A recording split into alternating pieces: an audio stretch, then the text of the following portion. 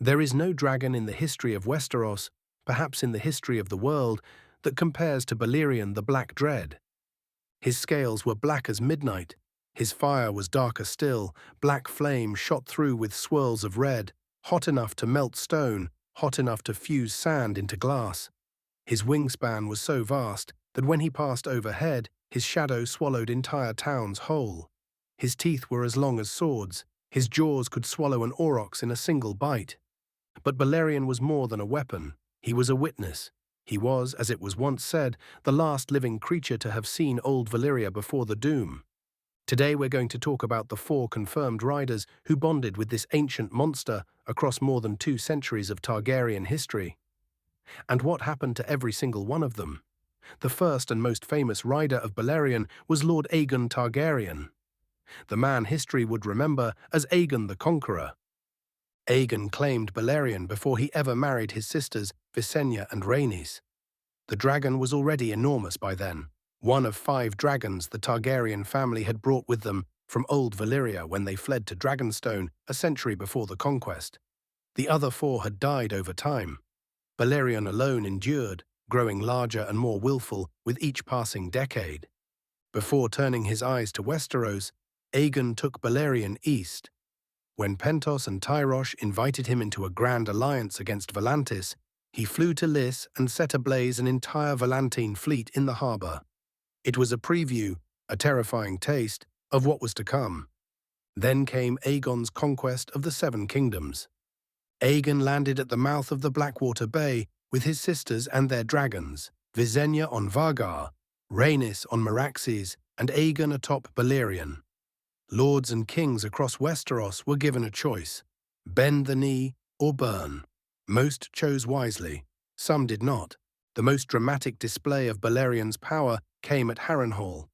Harren the Black, king of the Riverlands, had spent decades constructing the largest castle ever built in Westeros.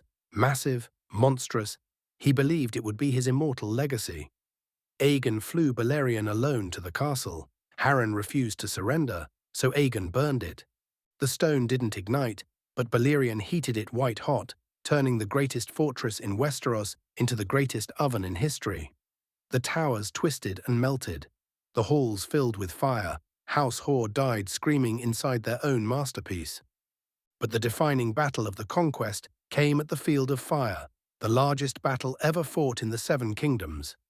The armies of the Rock and the Reach, led by King Loren Lannister and King Mern of the Reach, fielded over 55,000 men.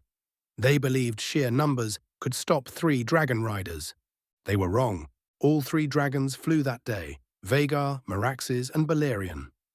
Roughly 4,000 men were burned alive in their armor. King Mern and all his sons perished. House Gardner was extinguished in a single afternoon. King Loren Lannister surrendered and bent the knee. The Reach passed to the Tyrells. The West passed to the Lannisters as paramount lords. Westeros was changed forever, and when the conquest was complete, it was Balerion's black fire that melted the swords of Aegon's defeated enemies and forged them into the Iron Throne, the seat that would define Targaryen rule for generations. Aegon died in 37 AC, after 37 years on that throne. He was the greatest Targaryen who ever lived, and Balerion had been at his side for all of it. After Aegon's death, his eldest son Aenys inherited the Iron Throne. But Aenys had already bonded with his own dragon, Quicksilver, years before. That left Balerion, the greatest dragon alive, without a rider. Aegon's younger son Maegor had been waiting for exactly this moment. He had, deliberately and obsessively, refused to claim any other dragon. In his mind, every other dragon was beneath him. There was only one mount worthy of Maegor Targaryen, the Black Dread himself. And so, after his father died, Maegor claimed Balerion. What followed was one of the most brutal reigns in Targaryen history, which is saying something given what that dynasty got up to. Almost immediately, Maegor demonstrated what it meant to ride the Black Dread. When Jonos Arryn imprisoned and murdered his own brother Ronel, the Lord of the Aerie, and declared the Vale independent of the Iron Throne, Maegor flew Balerion to the Vale of Arryn and crushed the rebellion with fire. It was over quickly. It always was, with Balerion. When Maegor was exiled to Pentos for his controversial polygamous marriages, something the Faith of the Seven found deeply offensive, he took Balerion with him. The dragon was not a mount you could simply leave behind. When Maegor returned to seize the throne from his nephew, he returned on Balerion's back. No army in the realm could stand against them. The faith-militant, warrior zealots who had risen against House Targaryen burned and bled across Westeros. Maegor hunted them on Balerion, burning their strongholds, breaking their armies, killing any who refused to disband. And then came the battle beneath the god's eye, one of the most one-sided dragon battles ever recorded. Maegor's nephew, the young Prince Aegon, rose in rebellion against him, riding Quicksilver. It was a courageous act. It was also suicidal. Quicksilver was a young dragon, nowhere near the size or power of Balerion. The older dragon tore Quicksilver apart. Aegon died. The rebellion ended, but Maegor's cruelties caught up with him eventually. His own bannermen and Kingsguard abandoned him in favor of the young Jaehaerys, the new claimant. Maegor never surrendered. He was found dead on the Iron Throne, wrists slit, robes soaked in blood, in 48 AC. No one knew exactly how he died, only his wife Eleanor found him.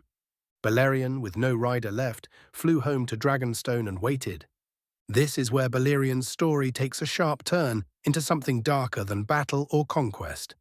Something that reads less like history and more like a nightmare.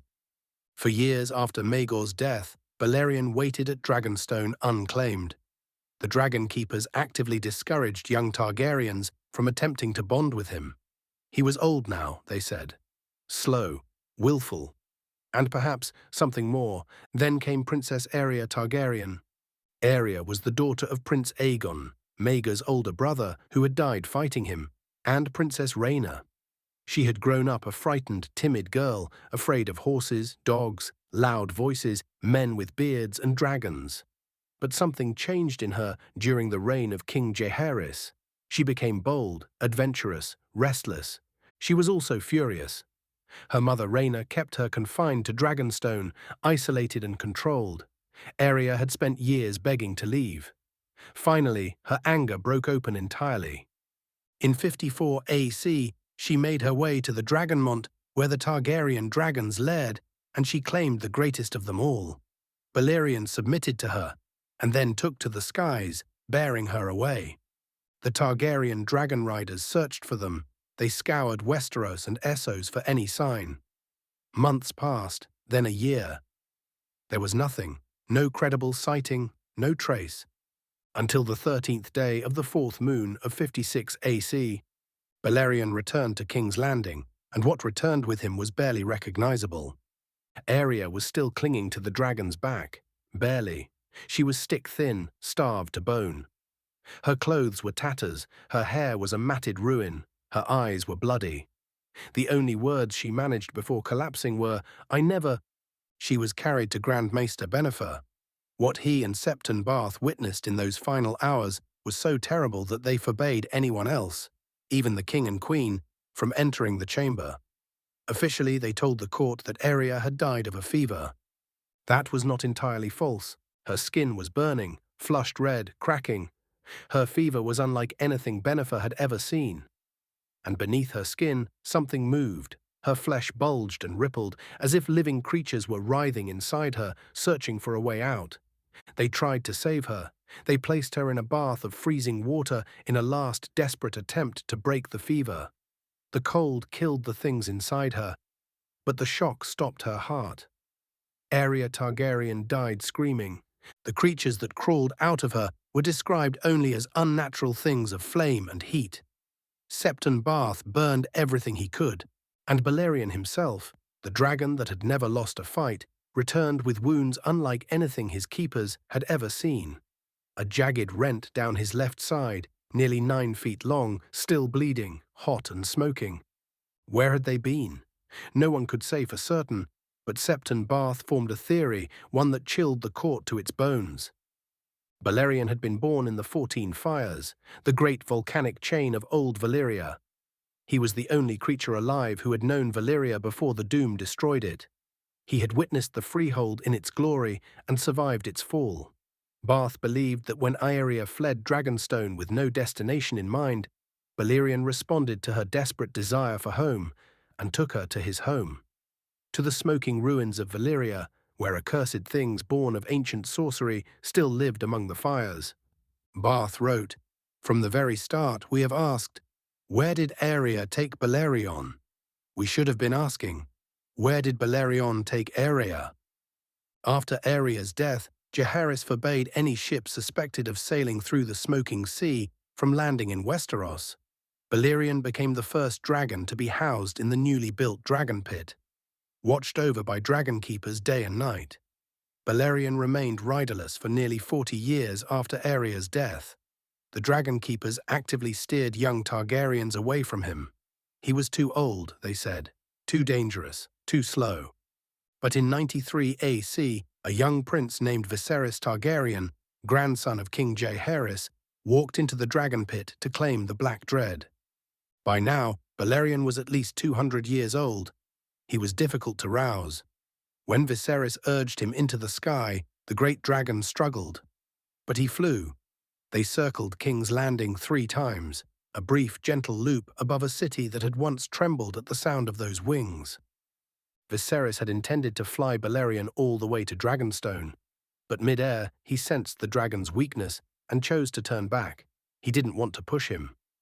Less than a year later, in 94 AC, Balerion the Black Dread died, in his sleep, as gently as a creature of that magnitude could.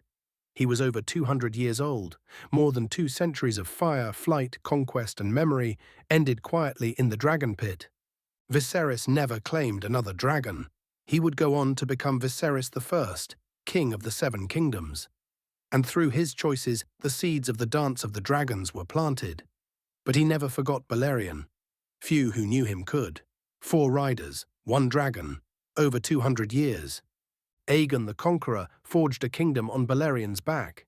Maegor the Cruel bathed that kingdom in blood while riding him. Aerea Targaryen vanished into darkness atop him and returned with something terrible clinging to her bones. And Viserys Targaryen shared one last quiet flight with the oldest living thing in the known world. What makes Balerion fascinating isn't just his size, or his fire, or his age. It's that he is, in a way, the single thread that runs from the height of old Valyria all the way to the end of the Targaryen Golden Age. He remembered things no living human ever could. He carried history on his wings. And when he died, so did the last living memory of Valyria.